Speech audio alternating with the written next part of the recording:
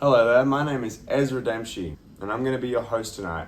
I'll be cooking polow with bologna beans and dill, minus the bologna beans because I'm going to use just bean mix from the tin, and minus the basmati rice because I'm using jasmine. I'll also be talking to you about contemporary Iranian political history because I find that the villain is always the people, and I think it's very often just the capitalists. Great, let's go. So, I would like to begin with a man called Mohammad Mossadegh, the foreign Minister of Foreign Affairs for about 2 years.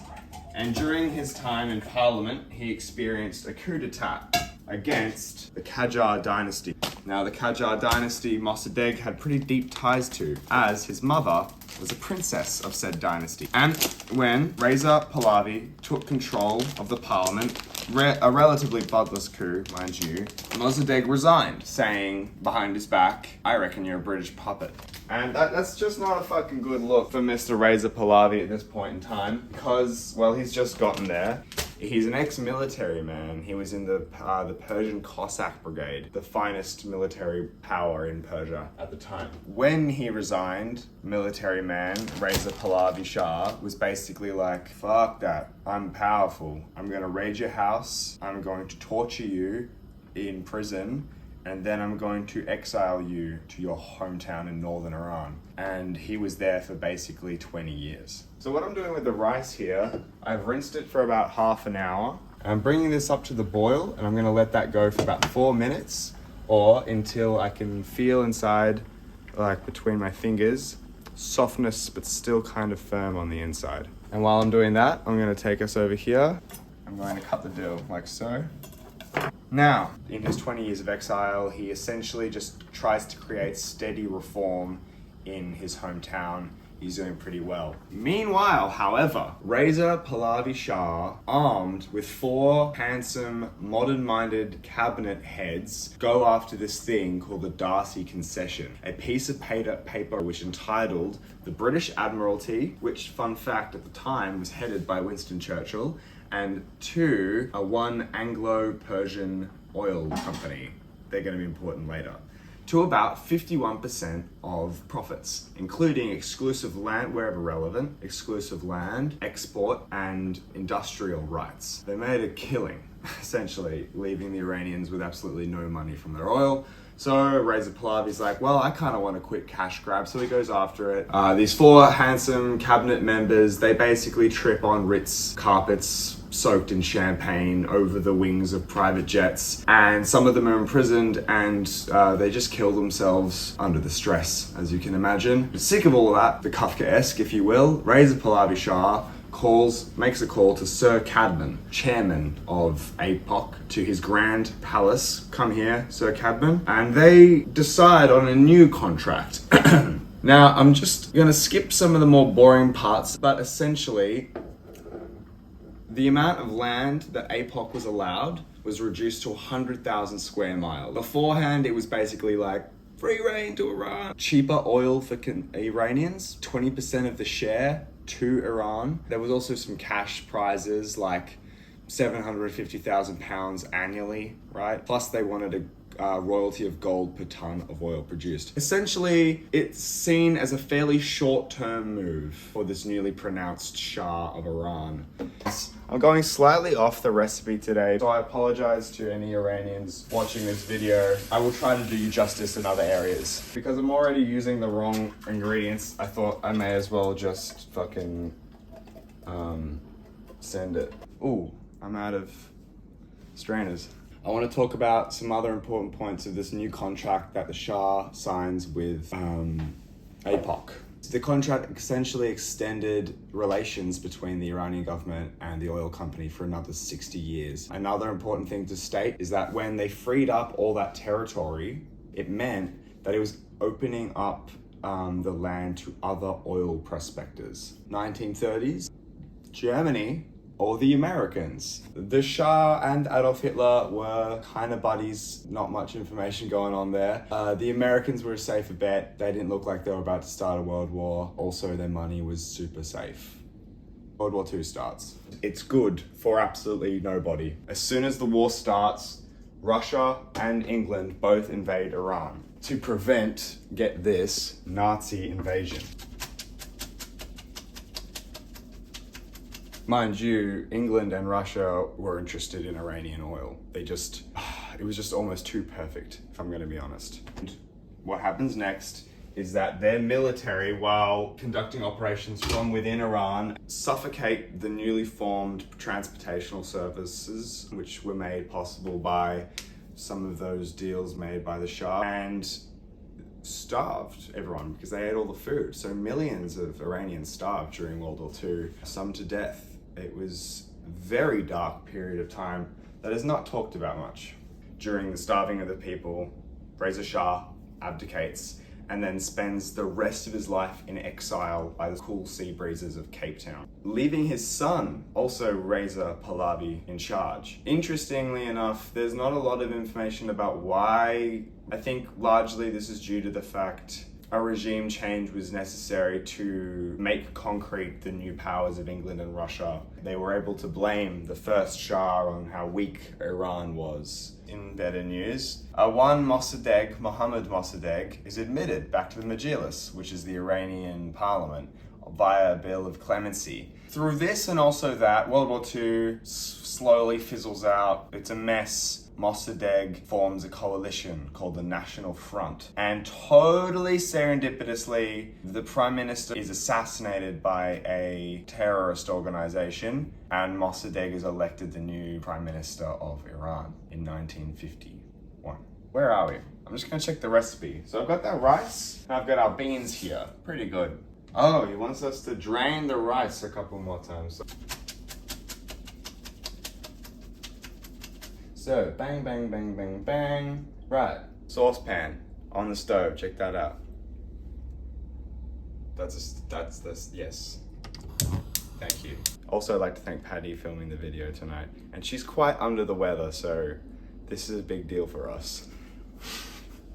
It asks me to basically put it in this oil. 50 millimeters, by the way. What? Millimeters? And 2 tablespoons of water, like so. Now what we want to hear is some sizzling and some pop from the pan. So that's what we're waiting for. Mossadegh, guys, he's in power. This guy is brilliant. I like Mossadegh partially because of the way he looks. He wears this huge gray woolen coat with his big black buttons on them, and he's got these like circular eyeglasses, and they're black rimmed, and he's severe looking. He's got this big schnoz, and oh, there's our crackling. So what we're gonna do is just spoon in enough rice to cover the bottom of the saucepan. La la la. Alright, you see that? Just covering the bottom of the saucepan. Now with the rest of it, I'm gonna pop into this bowl here. Boing, boing, boing, boing, boing. This really severe looking dude has this quirk of taking meetings from his bed. Just cutting up the dill now. Actually, I'll just give it a rinse. He got his PhD in law from Lausanne. The University of Lausanne is Swedish, so he did all of his meetings to the foreign press and foreign powers in French. So we're mixing the beans and the rice and the dill just like that. Oh, mint. It asks specifically for a heaped teaspoon. We're gonna spoon this in now. We make a little pyramid. So remember, the rice isn't fully cooked, so we do need to give this a little bit more time than we would if it was cooked. Little pyramid. Now, with the end of the spoon, we're gonna make these holes right down. And one right down the middle. And I'm gonna cover this. I don't have a proper cover, but I do have this wok. There's a few steps I missed, guys. I wasn't concentrating. What we will need to do is put this stove on, get our little pot, ta-da, butter, 30 grams. Melt that. That'll melt pretty quickly. And we also want some lemon zest, like this. It wants it to be long, so I'll do 2, maybe 3 of these, because I really like lemon zest. I like the aroma, and just Little one. Oh, for some fun, I'm actually going to chuck the lemon in here with this for extra flavour. This pot is so shit, Pat.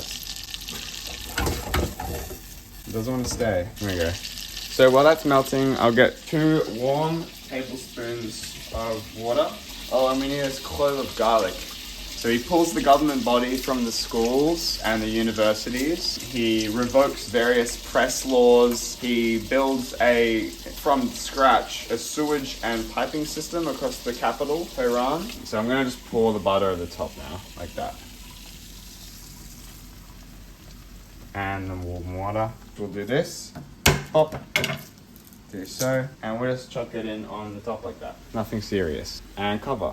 So, Mossadegh, along with all those other things, and also removing the Shah entirely, he nationalizes the oil industry. He takes complete ownership of all the profits of the pipelines, of the exporting of these things, and he also kicks out all of the foreign workers. This is like 100,000 people, by the way, British people, that had been living in this town called Abadan, totally furnished. They all leave, and at this point I would like to quote, circa 1951, the only Persian-speaking British man in the British Embassy, Mr. Sam Fall.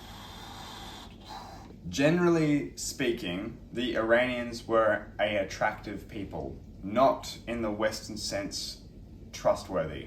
After he does this, Mossadegh, there's this global shift in the perception of Iran. From a slowly modernizing Western-friendly desert world to this hard-to-please, bitter old man, hypochondriac on this rampage to ruin foreign relations. This is somewhat true. His own grandson actually says in this interview with Iran Wire, says, because he suffered a lot during his youth, he always took care of his health. He was almost hypochondriac in that sense, but he didn't have any health issues as such. Sam Fall also, when asked about Mossadegh, says that there was nothing stupid in it.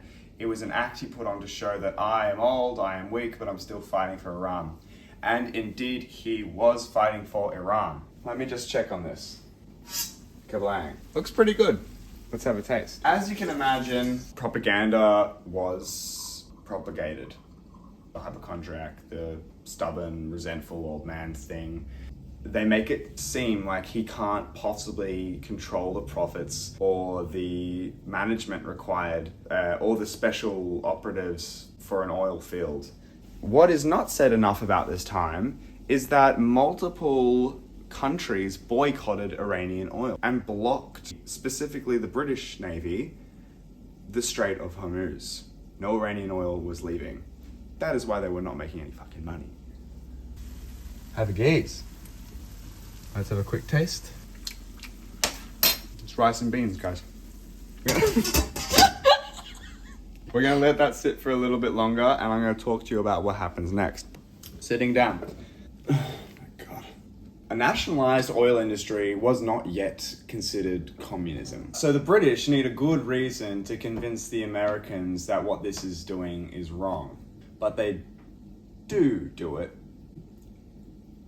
Unsurprisingly, they stage a coup. It goes very well. Operation Ajax. So you can look into that. This is the shit bit. If you go to British Petroleum's website today, under Our History, under the subheading Depression and Survival, you'll find this quote. Nationalists throughout the Middle East angrily questioned Western companies' right to profit from Middle Eastern resources. In 1951, the Iranian parliament decided to nationalize oil operations within the country's border. At the end of April 1951, Iran's oil industry was nationalized. Anglo-Iranian began evacuating expatriate staff and families, and by 5th of October, everyone had left. Again, under broadening horizons. With no income, Iran accepted a new partnership proposal, including a 25-year contract to manage the country's oil fields and refineries, and a 50-50 profit split between it and a new consortium called Iranian Oil Participants. This consortium of companies included Standard Oil of Indiana, Amoco, and others. of which Anglo-Iranian, now called British Petroleum, had a 40% share. As you can see, you do not need to watch a scrawny white guy tell you or give you a touch-up of Middle Eastern political history. You only need to look to the About Us ribbon worn proudly within the relevant oil company's website. Anyway, with the sands of power finally falling back in the hands of the Shah, it was time to do what monarchs do best. And that is, my friends, hoard wealth and appease foreign donors in this thing he calls the White Revolution. It's an unfortunate coinage as Iranian institutions and Iranian consumer markets become more closely related to that of the European and American, which, and this is important later, are relatively secular. So, final note before I play it up, guys. The fashion trends, the media, the movement in technology, the ability to produce, all of this, I reckon, the linchpin, like the monetary linchpin of that, was the spraying of Iranian oil back over the Black Sea. So I guess we have BP to thank for that. It goes to show that when you give the ruling class a slice of your pie, they will allow you to make them delicious pie forever. Let's eat.